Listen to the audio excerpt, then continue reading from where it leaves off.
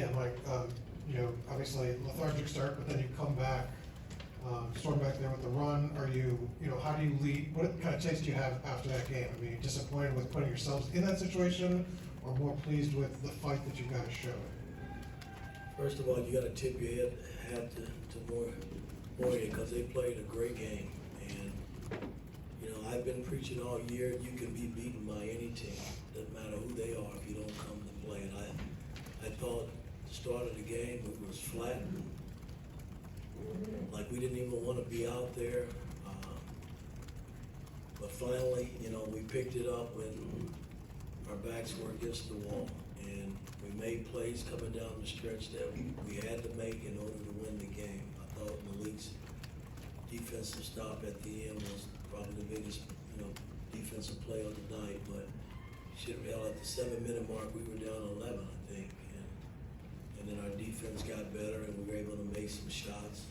We just got to keep working, man. We got to get better in a lot of areas, man. I mean, free throws, 3-point shooting. I mean, we're taking enough threes. We're just not making them. Rabbi on your right and Todd. Yeah, Coach, why do you feel you guys took so long to really kind of get going and start attacking, be aggressive? If I knew that, I could really answer that question.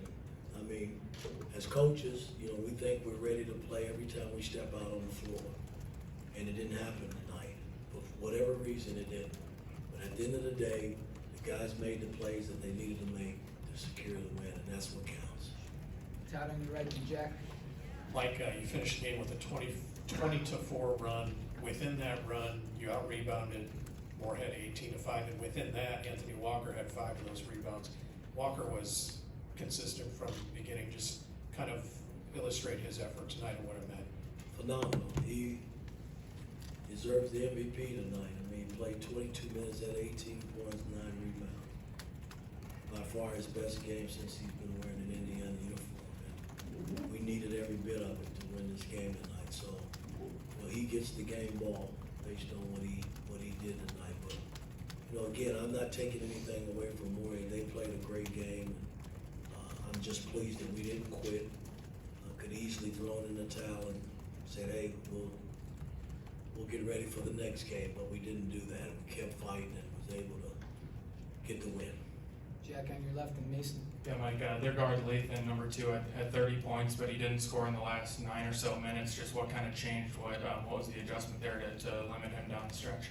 Well, we struggled with the pick and roll up top, something that we hadn't done all year, and then he got away. I mean, he made some tough shots, and I knew they were going to go to him at the end, and I thought, they got the switch that they wanted with Malik, but Malik just held in there and kept his ground and was able to even block, get a tip, his hands on the ball when he shot it.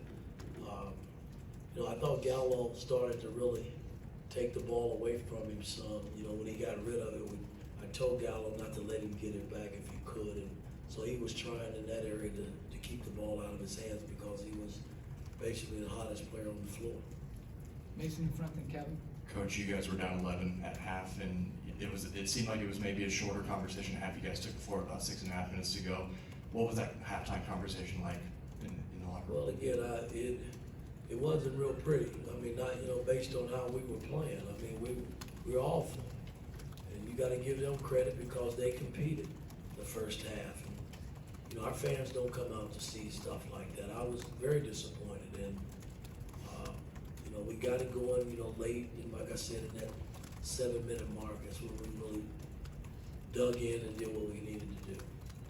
Kevin in front and George. Coach, with sort of Big Ten sort of approaching the season, I guess right now after today, what is your biggest point of emphasis to your team moving forward? Can't concern myself with the Big Ten right now. We got a game on Thursday. That's Alabama. They're the next team up. And and then we have another game after that, after the Christmas break, and then we start the Big Ten. So we're 2 games away from the Big Ten. I can't concern myself with that right now. George on your right, last one. Woody, when you put the effort you guys put into Kansas, I mean, this team's looking forward to Kansas since the schedule came out. Does it often, the next game, is that the game you guys really got to worry about when when you play, and it seemed like they came out, they were slow coming out for most of the games. Great question, Joe. I mean, you know, my thing is, it should never be that way. When you play in this game of basketball, and especially when you playing here at home, you know, you should never have highs and lows like that. And, you know, the Kansas game was a great game. You know, I thought we did a lot of good things in that game, but we just fell short. That doesn't mean you come back the next game and lay an egg to start the game. That's, you know, it's unacceptable. And that's on me, man. I mean, I was very disappointed in how we played the first half. That should never be. And, you know, I just gotta keep working as a coach to get them better, to make sure that we don't put ourselves in that position again. All right, thanks, Coach.